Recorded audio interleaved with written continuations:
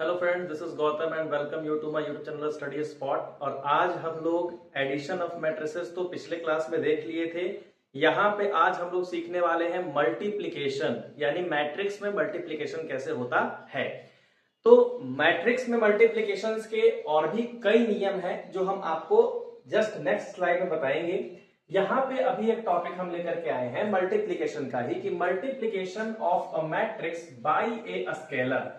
मतलब किसी भी एक नंबर के द्वारा जब मैट्रिक्स में हम मल्टीप्लाई करते हैं तो क्या होता है उसके बारे में हम जानेंगे। डेफिनेशन यहाँ पे लिखा हुआ है, let A be any m by n matrix and k be any scalar. जैसे a कोई भी m by n मैट्रिक्स होगा। अब m by n मैट्रिक्स कहने का मतलब रो और कॉलम की बात की जा रही है, और k कोई स्केलर होगा। ठीक है, कोई भी स्केलर हो सकता है, या तो ये कोई रियल नंबर हो सकता है या फिर आपका कॉम्प्लेक्स नंबर हो सकता है, मतलब कोई भी नंबर आपका हो सकता है।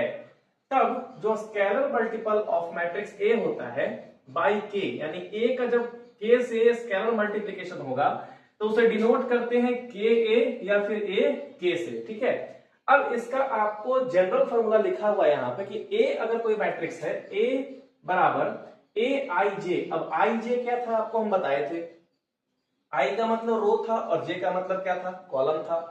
AIJ m by n then k into A. अब यहाँ k क्या है, कोई स्केलर है, मतलब कोई भी स्केलर हो सकता है, या वो रियल नंबर हो सकता है या आपका कॉम्प्लेक्स नंबर हो सकता है। तो k इंटू ए अगर हम करते हैं तो क्या होता है यहाँ पे k इंटू ए आई जे। अब ए आई जे तो जनरल फॉर्मूला था, इसका मतलब है सर कि हम एक बात समझ गए। क्या समझ गए? कि अगर आप कोई भी स्केलर से मल्टीप्लाई करते हैं तो उसके सारे एलिमेंट्स से मल्टीप्लाई होगा। आई रिपीट अगेन, अगर कोई भी स्केलर होगा, अगर किसी मैट्रिक्स से मल्टीप्लाई करते हैं तो वो स्केलर उस मैट्रिक्स के सभी एलिमेंट्स से क्या होगा, मल्टीप्लाई होगा। आइए यहाँ पे हम एग्जांपल देखते हैं। एक एग्जांपल मैंने ले रखा है, बुक से एग्जांपल लिया है ताकि कोई आपको परेशानी ना हो। a बराबर 1 2 3 0 5 4। अब इसका रो और कॉलम जरा मुझे बता सकते हैं। रो क्या था बताइए, तो रो इंटू कॉलम हम बताते हैं हमेशा। रो कितना है 1 2 3, 3 इंटू कॉलम कितना है 1 2 2, यानी ये कौन सा मैट्रिक्स है, 3/2 का मैट्रिक्स है। पूछ रहा है कि ए मैट्रिक्स दे दिया है तो 3a क्या होगा। आइए निकालते हैं, ए मैट्रिक्स दिया है तो 3a क्या होगा। तो 3 से इस मैट्रिक्स के सभी एलिमेंट में गुना हम लोग करेंगे। आइए गुना करते हैं, आइए कर देते हैं यहाँ पे देखिएगा। तो 3 1 जा 3, 3 3 जा 9, 3 5 जा 15, 3 2 जा 6, 3 0 जा 3, 3 4 जा 12। ये हमें मल्टीप्लिकेशन करके प्राप्त हो गया। ये आपका 3/2 का मैट्रिक्स यहाँ पे है। ठीक है, लिखने की जरूरत तो नहीं है, लेकिन मैं आपको बता दे रहा हूं। तो इस तरह से स्केलर से किसी भी मैट्रिक्स को हम लोग मल्टीप्लिकेशन करते हैं। अब यहाँ पे कुछ प्रॉपर्टी लिखे हुए हैं, जैसे k into A plus B is equal to k A plus के बी। जैसे अगर कोई दो मैट्रिक्स है k into A plus B, तो यहाँ पे क्या है कि इस स्केलर से इससे भी मल्टीप्लाई होगा और इसी स्केलर से इस मैट्रिक्स में मल्टीप्लिकेशन होगा। एज फॉर एग्जाम्पल, अगर हम यहाँ पे आपको एग्जाम्पल हम बता दें कि जैसे अगर k से कहता है गुना करने के लिए, कोई a मैट्रिक्स है 1 2 0 2, ठीक है, और प्लस 2 3 4 5, कोई दो मैट्रिक्स है, ठीक है, k से कहता है गुना करने के, तो क्या होगा देखिएगा। तो ये k इससे भी गुना होगा 1 2 0 2 से, प्लस k इससे भी गुना होगा 2 3 4 5 से। ठीक है, अब k की जगह पे कोई भी मैट्रिक्स हो सकता है। यहां पे देखिएगा a प्लस बी इंटू ए जो यहां पे लिखा है, तो यहां पे दो स्केलर आ चुके हैं, दो स्केलर आ चुके हैं, और यहाँ पे एक ही ये मैट्रिक्स है। एक है यहाँ पे है, ये आपका मैट्रिक्स है, और ये क्या हो गया आपका स्केलर हो गया। तो जब दो स्केलर किसी मैट्रिक्स से मल्टीप्लाई होते हैं तो वो दोनों अलग अलग दिखाई पड़ते हैं। जैसे अगर कोई मल्टीप्लिकेशन रहे 2 प्लस 3 इंटू कोई भी मैट्रिक्स हो गया 1 2 3 4, तो इसका क्या होगा, इसका होगा 2 इंटू 1 2 3 4 प्लस 3 इंटू 1 2 3 4। अब इसको हम लोग सॉल्व कर देंगे, सॉल्व करेंगे तो हमें मैट्रिक्स मिल जाएगा, और फिर दोनों को हम लोग क्या कर देंगे, ऐड कर देंगे। यहां तक क्लियर होगा आप लोग को। प्रॉपर्टी नंबर 3 क्या बोल रहा है कि ये आपका एक तरह से है नेगेटिव नंबर। क्या है बाबू, नेगेटिव नंबर। तो अगर नेगेटिव नंबर से मल्टीप्लीकेशन होता है जैसे माइनस के इंटू ए, माइनस के इंटू ए, तो वो माइनस के इंटू ए और फिर के होता है अंदर वाला क्या होता है माइनस। जैसे मान लेते हैं के की जगह पे हम -3 ले लेते हैं। कोई भी मैट्रिक्स है 1 2 3 4 ज्यादा आसान पड़ता है समझाने में। तो इसका मल्टीप्लिकेशन कैसे होगा देखिएगा, तो -3 -6 -9 और -12 इस तरह से ये आपका फॉर्मेशन होगा। तो आई होप कि आपको यहां तक समझ में आया होगा कि ये था आपका multiplication of a matrix bye a scalar. मतलब किसी स्केलर से जब हम मल्टीप्लाई करते हैं तो क्या ये होता है। अभी इसके जस्ट आगे पढ़ेंगे कि जब दो मैट्रिक्स आपस में मल्टीप्लाई होते हैं तो वो क्या होता है, वो हम अगले स्लाइड में पढ़ेंगे। अभी के लिए आप इसका एक बार स्क्रीनशॉट ले लीजिए, प्रॉपर्टीज इंपॉर्टेंट हैं, ऐसे जब आप इसका प्रॉब्लम सॉल्व करिएगा तो आपको और क्लियर हो जाएगा। अभी के लिए आप इसका स्क्रीनशॉट ले लीजिए, फिर नेक्स्ट स्लाइड में हम बताएंगे कि दो मैट्रिक्स का मल्टीप्लिकेशन कैसे होता है और उसका प्रॉपर्टी क्या होता है। ठीक है, स्क्रीनशॉट ले लीजिए बाबू।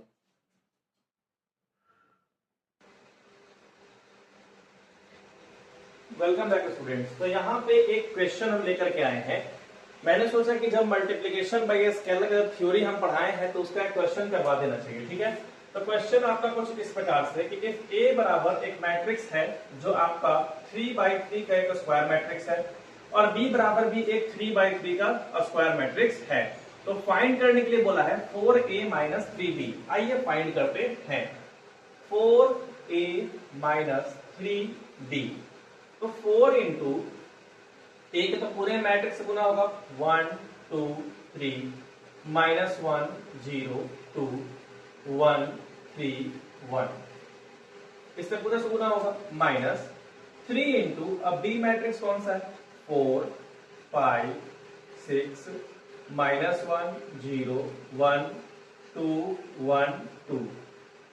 आइए इसका मल्टीप्लाई करते हैं हम लोग। तो क्या होगा, जब हम क्या बताए हैं कि अगर किसी स्केलर से किसी मैट्रिक्स में गुना होगा तो उसके पूरे एलिमेंट से गुना करेंगे। किसी स्केलर से किसी मैट्रिक्स में गुना होगा तो क्या होगा बाबू, पूरे के पूरे एलिमेंट से मल्टीप्लाई हम लोग करते हैं। तो आइए यहां पे देखते हैं 4 इंटू 1 करते हैं तो क्या होगा 4 -4 4, हम क्या बोले सभी एलिमेंट से गुना करेंगे। 4 2 जा 8 4 0 0 4 3 जा 12 4 3 जा 12 4 2 जा 8 4 1 जा 4। एक ये हमें मैट्रिक्स मिला -3 4 जा आइए 12 3 5 जा 15 3 6 जा 18 3 1 जा -3 -1 है 0 3 3 2 जा 6 3 1 जा 3 3 2 जा 6। चलिए आइए, तो अब हम इसका सब्ट्रैक्ट करते हैं, ध्यान से देखिएगा। 4 - 12 -8, कोई दिक्कत, ठीक है। 8 - 15, अगर ऐसे दिक्कत हो तो हम लंबा आपको लिख देते हैं, कोई दिक्कत नहीं हमको। 4 - 12 फिर 8 - 15 फिर 12 - 18 -4 और -3 0 -0 8 -3 4 -6 12 -3 4 -6। ज्यादातर इसमें क्या है माइनस वाले ही आने वाले हैं। आइए 4 - 12 करेंगे -8 8 - 15 -7 12 - 18 -6 -4 + 3 -1 0 हो जाएगा। 8 - 3 5 हो गया। 4 - 6 -2 12 - 3 9 4 - 6 2। तो ये आपका आंसर हो गया। इस तरह के प्रॉब्लम्स आपके बुक में आएंगे। तो आई होप कि अब आपको दिक्कत नहीं होगी इसमें समझाने में कि किस प्रकार से आपको स्केलर का मल्टीप्लिकेशन हम लोग करते हैं, वो आपको क्लेरिफाई हो जाएगा अच्छे से। ये आपका था multiplication of a matrix bye a scalar, किसी स्केलर के द्वारा। अब हम आगे के क्लासेस में यानी अगले स्लाइड्स में हम लोग पढ़ेंगे कि दो मैट्रिक्स का मल्टीप्लिकेशन कैसे होता है। तो उसके लिए यहां तक आपको आई होप कि अच्छे समझ में आ गया होगा। तो नेक्स्ट स्लाइड में हम लोग आगे पढ़ते हैं कि मल्टीप्लिकेशन ऑफ टू मैट्रिक्स क्या होता है। ठीक है, वेलकम बैक स्टूडेंट्स। तो अब हम यहाँ पे एक और क्वेश्चन यहाँ पे हम डील कर लेते हैं जो आपके टेक्स्ट बुक का ही है। कि अगर कोई ए मैट्रिक्स दिया हुआ है, बी मैट्रिक्स दिया हुआ है और सी मैट्रिक्स दिया हुआ है, तो क्वेश्चन पूछता है कि find the matrix X such that 2a + 3b is equal to x + c। आइए अब इसका हम सॉल्यूशन करते हैं। तो सबसे पहले जो दिया है 2a + 3b is equal to x + c। देखिएगा 2 into a, 2 into a कर रहे हैं हम लोग 2 3 4 -3 0 2 प्लस 3 into b में 3 -4 -5 1 2 1 इज इक्वल टू x हमें पता नहीं है, वही तो हमें फाइंड करना है। x हमें पता नहीं है, वो हमें क्या करना है, फाइंड करना है। x प्लस c कितना है बाबू, 5 -1 2 7 0 3। आइए देखते हैं।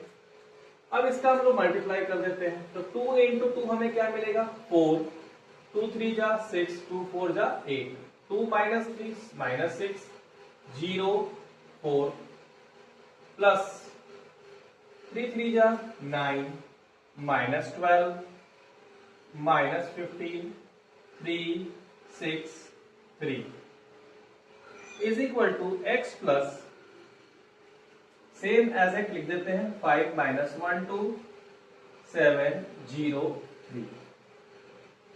आइए 4 + 9 13 6 -12 -6 8 -15 -7 -6 + 3 -3 0 + 6 0 6 4 + 3 7 is equal to x plus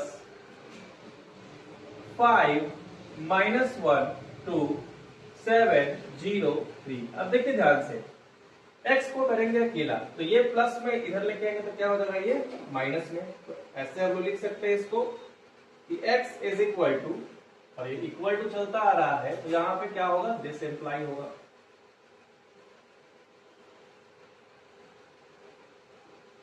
x is equal to this minus this, तो क्या करेंगे देखिए ध्यान से, 13 -6 -7 -3 6 7 इसको हम लोग सब्ट्रैक्ट करते हैं 5 -1 2 7 0 3।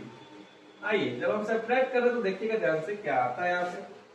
तो x बराबर क्या आ जाएगा, 13 - 5 8 -6 -1 यानी ये तो माइनस माइनस प्लस हो जाएगा, तो -5 -7 -2 -9 -3 -7 -10 6 -0 6 7 -3 4।